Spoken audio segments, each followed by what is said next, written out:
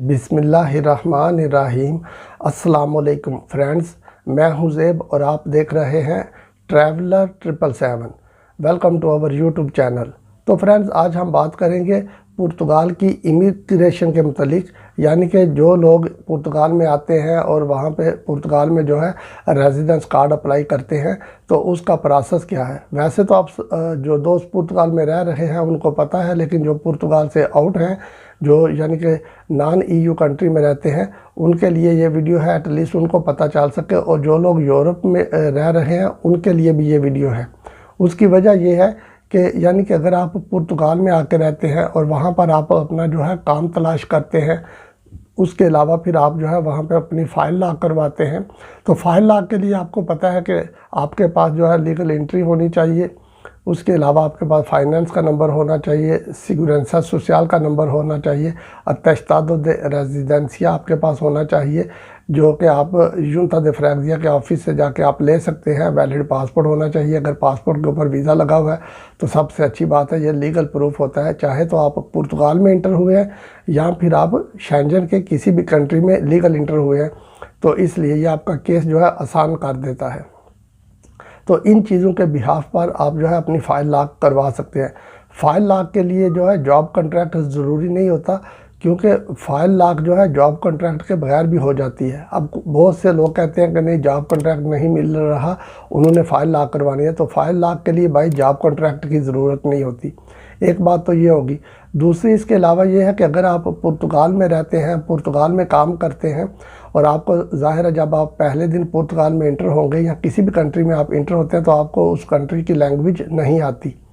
तो इसलिए जब आप किसी कंट्री में रहते हैं, अगर फॉर एग्ज़ाम्पल आप पुर्तगाल में 2 साल रह रहे हैं या 3 साल या 2 साल के बाद जो है आपकी ईमेल आती है और 2.5 साल के बाद आप सैफ में जाते हैं, तो एटलीस्ट आपको थोड़ी बहुत जो है वो पुर्तगाल आ चुकी होती है कि आप बात कर सकते हैं, या ना भी हो तो कोई बात करे तो आप समझ लेते हैं और आप किसी न किसी हवाले से समझा लेते हैं।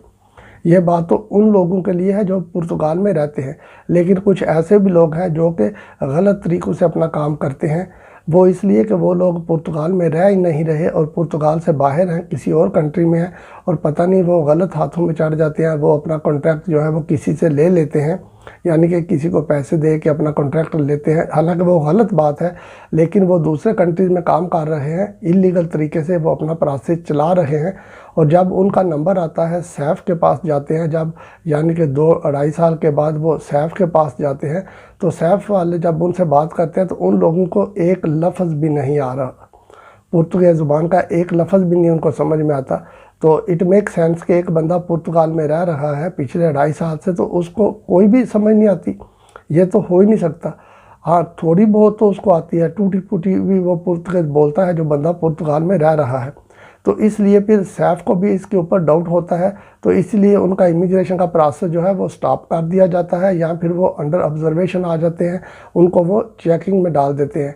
उसके अलावा कभी अगर आप बंदा पुर्तगाल में रहते हैं, आप मार्केट में जाते हैं शॉपिंग करने के लिए, तो फिर एटलीस्ट आप अपने कार्ड से पे करते हैं, और कार्ड से पे करने का भी एक आपके पास प्रूफ होता है, यानी कि आपकी बैंक स्टेटमेंट है, आपने अपने कार्ड से पे किया है, आपको सैलरी मिल रही है।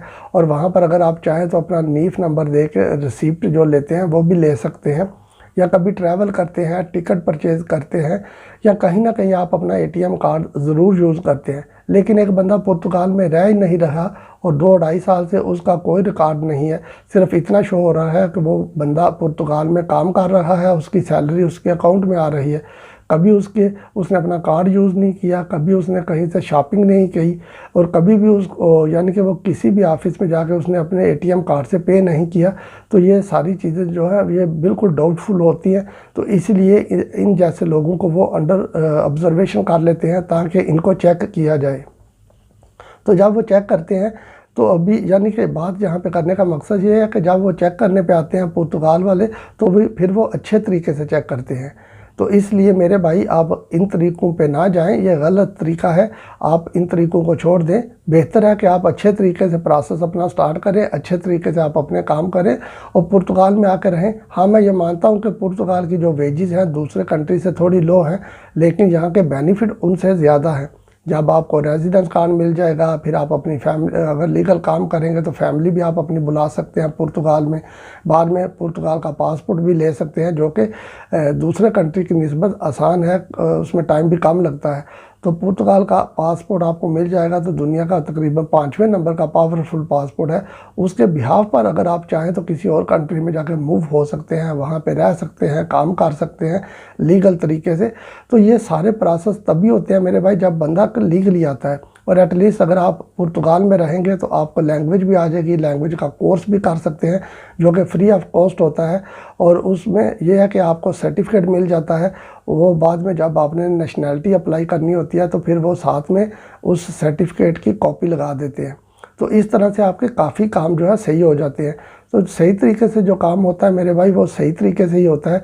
और अगर सही काम को गलत तरीके से करेंगे तो कहीं ना कहीं बंदा आके अटक जाता है। जब अटकता है तो फिर उसको पता चलता है, फिर वो ये वकीलों के पीछे भागेगा, उनको पैसे देगा, या फिर ये है कि किसी और कंट्री से अगर पुर्तगाल में आया है तो उसको लैंग्वेज नहीं आती, तो फिर वो क्या करेगा, वो किसी बंदे का सहारा लेगा कि आप मेरे साथ आएँ, इस ऑफ़िस में जाना है, उस ऑफ़िस में जाना है।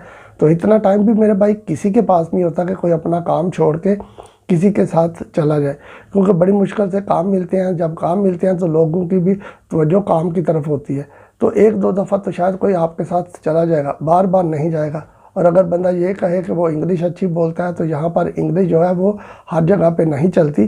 कुछ लोग हैं पढ़े लिखे, उनसे आप बात कर सकते हैं, लेकिन जो कंट्री लैंग्वेज है यानी पुर्तगाल उसको वो प्रेफर देते हैं। और आप अगर पुर्तगाल में रहेंगे तभी आप इस लैंग्वेज को सीख सकेंगे। तो फ्रेंड्स ये छोटे छोटे पॉइंट्स से जो आपके गोशवार की है, इसलिए कि एटलीस्ट आपको समझ आ सके। तो जो थोड़ी बात कही है मैंने उसको ज़्यादा समझिएगा, आपके लिए बेहतर है, फ़ायदा मंद है। तो फ्रेंड्स अगर वीडियो अच्छी लगे तो चैनल को सब्सक्राइब कीजिएगा, वीडियो को लाइक और शेयर कीजिएगा। अपना बहुत सा ख्याल रखिएगा। फिर मिलेंगे किसी नई वीडियो में किसी नई अपडेट के साथ। तब तक टेक केयर, अल्लाह हाफिज़।